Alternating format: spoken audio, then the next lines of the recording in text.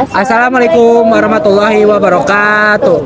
Hai guys, kami dari kelompok 8 pada sore hari ini akan melakukan visit sekaligus kunjungan ke salah satu cabang agen JNE yang ada di Batavia Wallet. Nah, sebelum kami melakukan wawancara, kami ingin memperkenalkan diri kami secara singkat. Nama saya Bintang. Saya Lusyokta. Saya Amanda. Saya Hakim. Dan juga ada kameramen yang profesional yaitu Mas siapa Mas? Reza Dimas Alfarizi. Reza Dimas Alfarizi. Oke. Nah, sebelum kami wawancara, kami akan memperlihatkan kepada kalian tempat JNE sendiri. Nah, langsung saja kalau gitu ikut saya.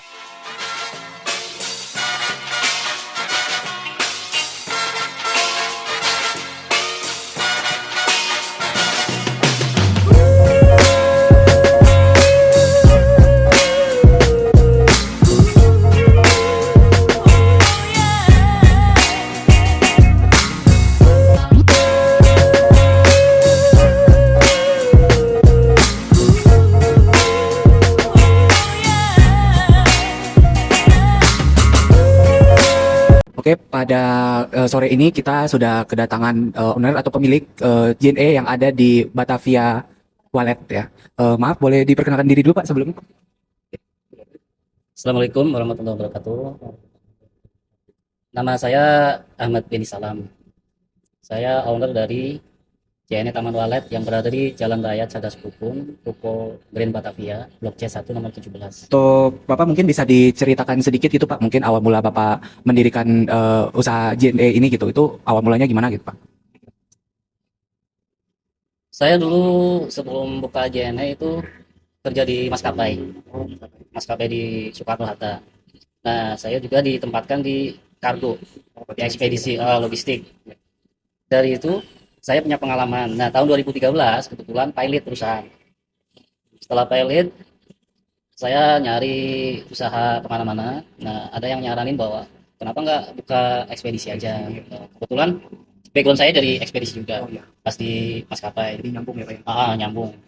Nah, dari itu tahun 2013 bulan Juni saya datang ke Cimone karena emang pusatnya di Cimone. Ketemu langsung sama sales. Saya kasih tahu aturannya, persiapannya apa aja, persyaratannya juga apa aja. Nah, dari itu kan kita harus punya badan hukum. Nah, pas itu kita juga siapin badan hukumnya berupa CV dulu. CV. Setelah itu kita registrasi semua. Kebetulan saya punya tempat sewa sih waktu itu, di Jalan Raya Cadas Pupun. Situ saya sewa, terus disurvey sama tim sales. Alhamdulillah tim sales responnya bagus katanya. Ya setelah itu daftar registrasi, kita training ke Cimone, pelatihan di sana. Setelah pelatihan kita dapat sistemnya, cuman peralatan kita semua ya. Peralatan kita semua. Gak cuman kasih sistem sama branding. Jadi kayak semacam franchise juga mungkin? Iya, ini franchise. Ini Bapak berarti buka usahanya ini udah hampir udah 11 tahun ya Pak ya? 11 tahun. 11 tahun. Iya, iya.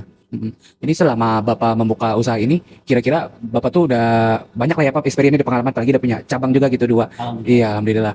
Kira-kira Bapak selama membuka usaha JNE ini, kendala atau tantangannya itu apa ya Pak kira-kira? Mungkin. Kalau untuk tantangan ya, kita dulu emang masih JNE itu brand ternama. Alhamdulillah dulu masih yang rintis juga karena belum ada online shop kayak Shopee, Lazada, Tokopedia, ya semua masih manual. Sekarang setelah berkembang bertahun, ada dari marketplace, alhamdulillah kebantu juga dari dari manual, dari Facebook, dari semuanya ya. Alhamdulillah. Bapak selama berdirinya JNE ini ada ini nggak Pak? Strategi tersendiri untuk menjalankan usahanya itu? Kan JNE ini kan udah banyak terus mungkin di ada kompetitor lainnya lah di sini. Pasti mungkin kalau yang udah sering melakukan dari sekarang jauh-jauh ke JNE gitu, kayak saya pribadi juga mungkin kemarin JNE gitu. Ya, Kira Bapak ada kayak strategi tertentu gitu? ya, strategi tersendiri cara Bapak untuk menjalankan JNE ini seperti apa? Pertama kita utamakan layanan ya. Dari penerimaan kita ke customer, pelayanan kita ya yang terbaik lah buat customer. Nah, strateginya salah satu itu. Nah, kedua itu kita jemput paket juga. Ya, jemput paket pick up. Nah, jadi ada request dari customer sekian paket minta di pick up, kita juga pick up juga. Nah, untuk kompetitor emang ya sangat bersaing. Apalagi sekarang dari kompetitor itu ya pelayanannya juga bersaing juga, dari Ya, bersaing. dari tarif ongkir juga bersaing. Nah, apalagi kayak marketplace yang udah gede-gede ya, kayak Shopee udah punya kurir sendiri, Lazada udah punya kurir sendiri. Ya terutama itu kita dari pelayanan ke customer sama ya kita antar jemput paket. Nah, Berarti itu kayak itu seperti kayak online shop misalnya ada punya barang gitu banyak gitu. Jadi agen JNE-nya atau karyawan agennya dijemput ke tempat customer itu ya Pak? iya betul. Terus ini nggak sih Pak kayak ada target per bulannya tuh ditargetin sama perusahaan atau tidak? Ada Setiap target, bulannya? ada target kita per tahun target, per bulannya juga ada, per tahun juga ada. Kalau misalnya tidak sesuai target itu apakah ada sanksi atau ada apa? Biasanya ada pembinaan. Nah, jadi ada pendekatan dari pusat. Ini kenapa? Apa kendalanya gimana? Terus mau disupport apa? Kayak gitu. Jadi masih dulu ya pemberitahuan dulu. Iya, masih ada kebijakan dari pusat. Ini kita mau bahas soal human resource Pak. Human resource itu untuk di outlet Bapak yang Batavia Wallet ya. Batavia Wallet sendiri tenaga kerjanya ini ada berapa orang? Eh, Dulu kita punya ada 3 karyawan. Sekarang kan sistemnya berbeda ya dari sistem yang dulu. Kalau sekarang banyak yang cashless. Cashless itu kita emang kinerjanya nggak begitu lama dari yang regular biasa yang ditulis dulu dari alamat ngirim, alamat penerima. Nah, kalau yang dari MP itu marketplace, itu udah cashless berupa ada barcode. Resinya ya. Iya, resi berbarcode. Jadi kita cuma scan. Jadi scan, langsung masuk, scan, masuk, diinput, diatur. Gitu. Ya lebih memudahkan. SOP-nya dalam melayani pelanggan itu seperti apa Pak? Apakah ada cara tersendiri atau bagaimana? Ah, kita ya sebagai owner pastilah wanti-wanti sama karyawan. Karyawan kita itu frontliner ya. Di depan langsung ngadepin sama customer. Sebisa mungkin kita sama customer itu pelayanan yang terbaik. Apa, gimana, kenapa. Awal dari transaksi kita harus jelas isinya apa, mau kemana, dari alamat, tujuan, dari estimasi kita kasih tahu. Nah, riskan enggaknya paket kita juga edukasi ke customer bahwa misalnya nih ada kiriman yang rentan, ya paling nggak itu dari packingan kita harus safety dari artian itu yang aman dari kerusakan.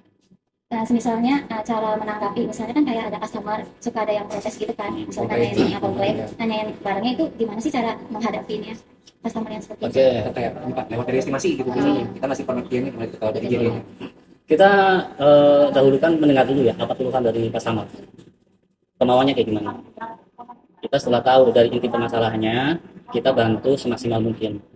Coba misalnya kok telat dari lebih dari estimasi, nah kita cross check kembali dari alamat. Setelah dari alamat sudah benar, kita cross check lagi dari sistem trackingnya, dari kurirnya, apakah kurir benar mengantar. Setelah emang benar mengantar, cuman kosong rumah. Jadi biasanya ada 3 kali pengantaran. Setelah 3 kali pengantaran gagal, itu diretur, dikembalikan ke alamat pengirim. Untuk JNE tersendiri ada sistem COD-nya nggak Pak?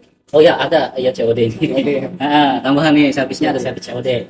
Nah, untuk COD itu emang ada servis COD itu kita perlu member namanya JLC. Jadi ada pendaftaran dulu. JLC itu JNE Loyalty Card. Jadi member. Nah, jadi COD kan uangnya bayar di tujuan. Kita perlu data-data dari si pengirim. Nah, untuk COD sendiri kita ada penambahan per resi itu 1.000 buat administrasinya. Jadi misalnya di Jakarta 10.000, jadi 40.000. Iya. Kira Bapak depannya ada planning atau strategi apa Pak untuk cabang yang Bapak dirikan? Strategi emang ya kita terus berkembang ya. Perkembangan teknologi, perkembangan dari manajemennya dari customer gitu, misalnya dari Shopee atau dari Lazada atau misalnya dari MP yang lain gitu.